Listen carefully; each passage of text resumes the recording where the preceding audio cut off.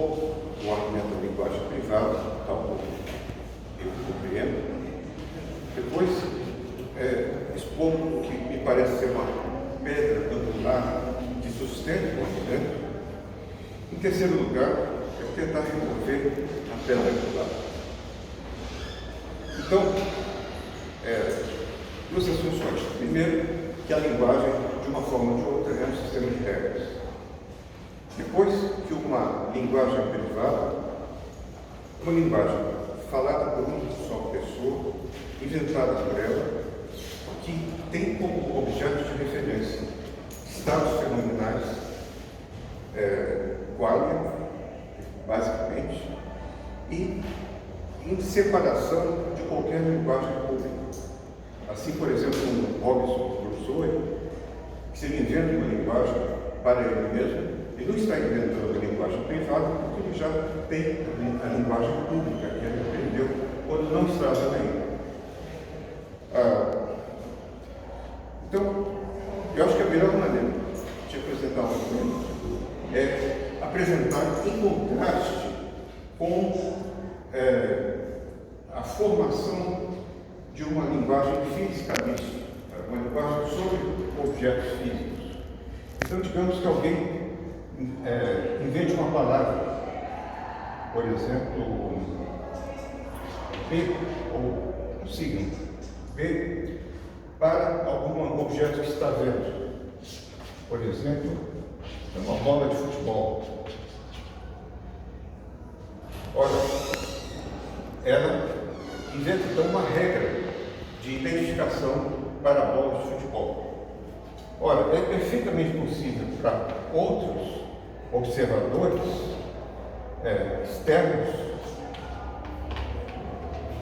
verem a bola, verem essa pessoa, identificar e formar uma regra. Mais tarde, depois de algum tempo, a pessoa se vê outra vez diante da bola e utiliza essa regra. Diz B. Ora, aqui também há outras pessoas que podem observar e ver se a pessoa está usando corretamente essa linguagem fisicalista sobre objetos externos ou não. É possível que as pessoas possam checar a aplicação da regra e dizer que a regra está sendo corretamente aplicada. Ou não. Então, assim seria uma linguagem sobre objetos externos. Agora, digamos que seja uma linguagem fenomenalista.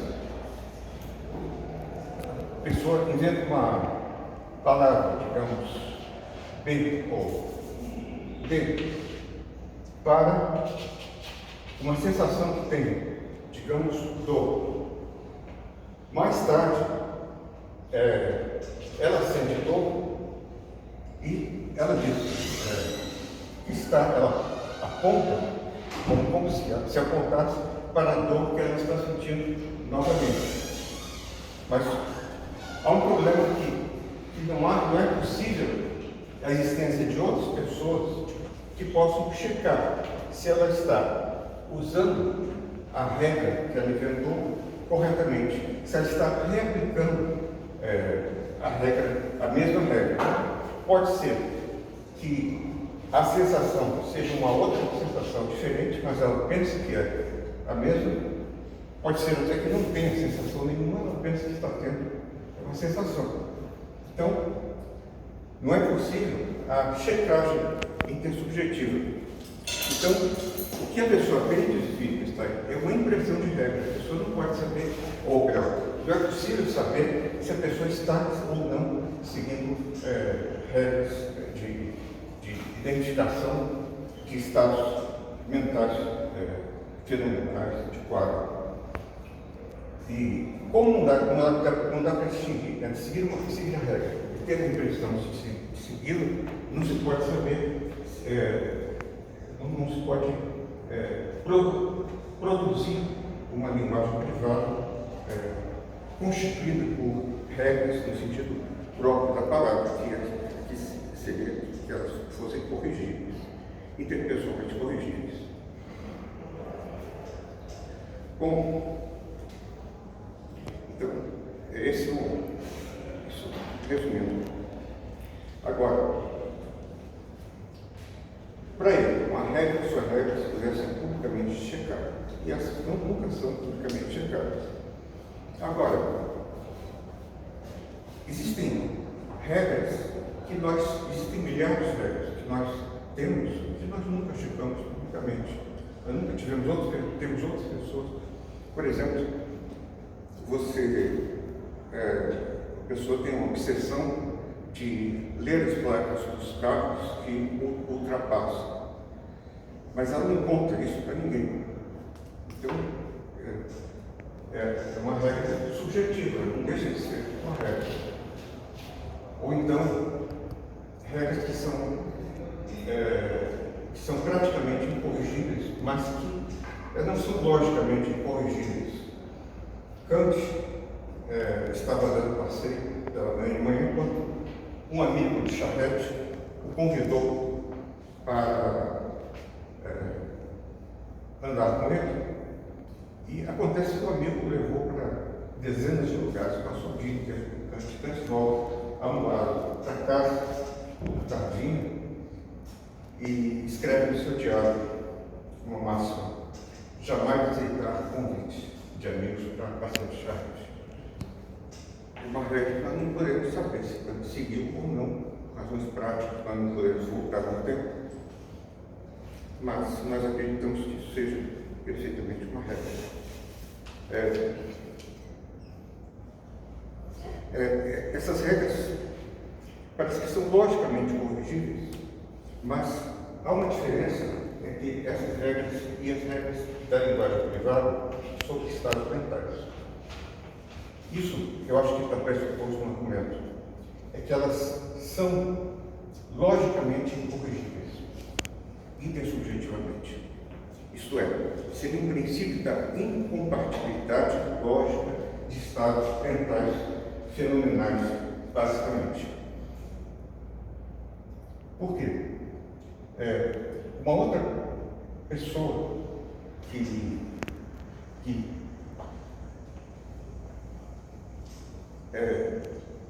tivesse acesso, pudesse ter acesso aos nossos estados mentais fenomenais, parece que ela teria acesso aos seus próprios estados fenomenais na sua mente, relacionados aos nossos estados fenomenais mentais.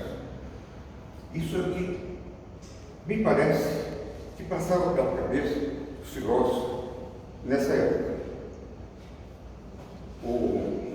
O que Freire pensaria, Hegel pensaria, Strauss, quase como um dogma. Você não pode justificar isso, mesmo que Deus pudesse entrar nas nossas mentes, ele não poderia saber do que estamos falando. Uma dessas frases. No entanto, essa ideia de que os estados mentais não são compartilháveis, ela pode hoje ser questionada. Me parece que uma base para pensar nisso era a ideia de Descartes de que você tem o pensamento, pertence ao pensamento, pertencem emoções, pertencem sensações, tudo isso é o todo que é logicamente inseparável. Eu acho que posso colocar isso melhor. Você tem o self, ou o eu, que é o sujeito da experiência. Você tem uma outra coisa, que são os estados fenomenais. E você pode ter certeza dos estados fenomenais como tais, porque não são coisas separadas, no sentido que você não pode errar com relação àquilo, a doxa, sempre, ou coisa assim. A imagem seria, como você tem os céus e você tem os estados fenomenais. Agora, se é assim, para que você tenha acesso aos estados fenomenais de uma outra pessoa, você vai ter que ter os seus próprios estados fenomenais, daqueles estados fenomenais, no seu próprio self. Não sei se dá para mais que eu estou tentando mostrar.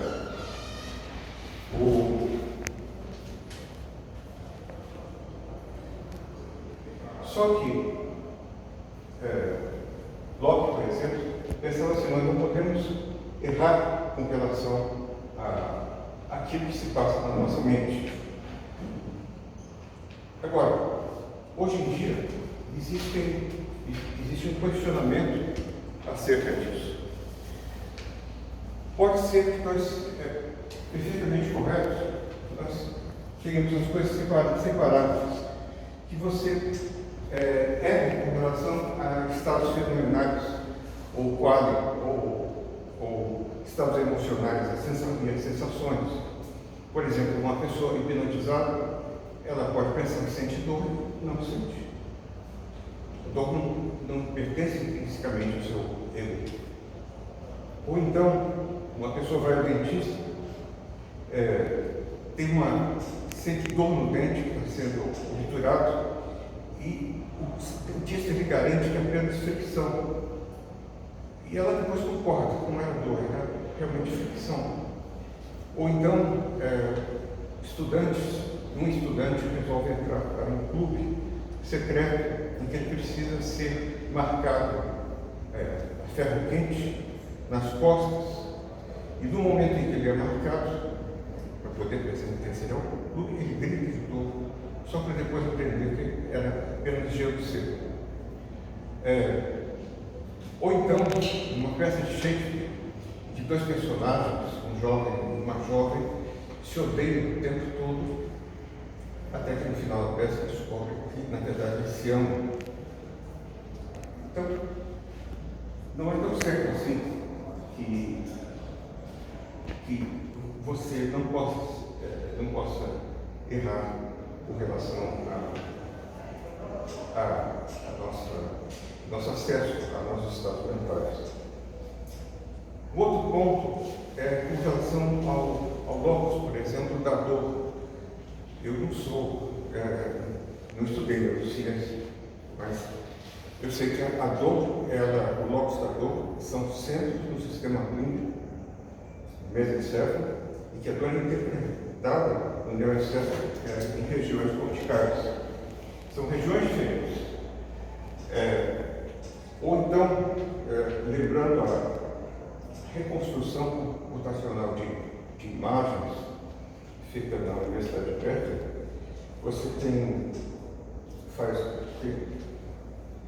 você consegue, região occipital, existem células que descarregam uma certa espécie de isomorfismo com relação ao que a pessoa está vendo.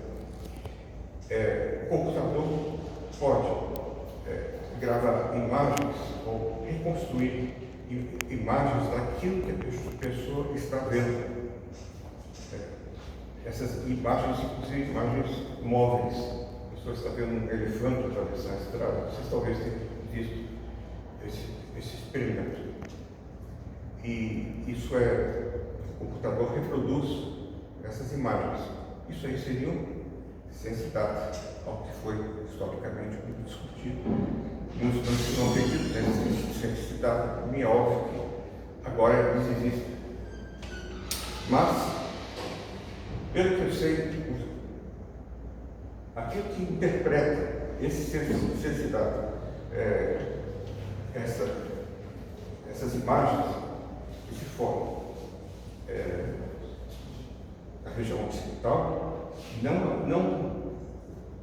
não são sempre ligados a elas mesmas.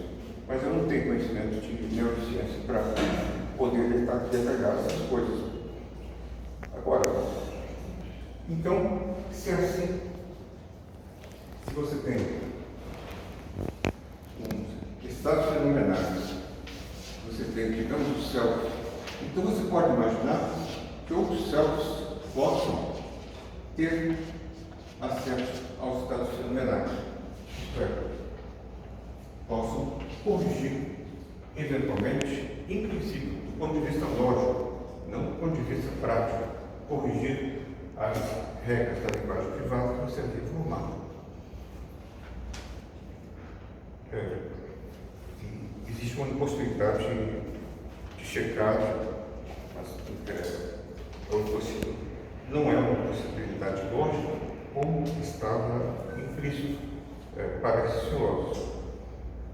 As regras da linguagem privada estão no mesmo nível de regras que, por razões práticas, nós não temos como checar. E assim, eu acho que o argumento perde um pouco daquilo que mais seguramente sustentável. Isso que eu diria, eu sugiro.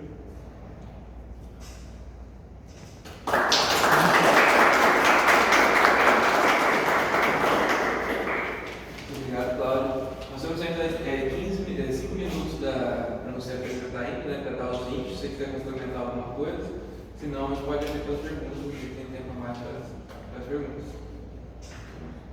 Faço as perguntas, por favor. Ótimo. Então, está aberto as perguntas.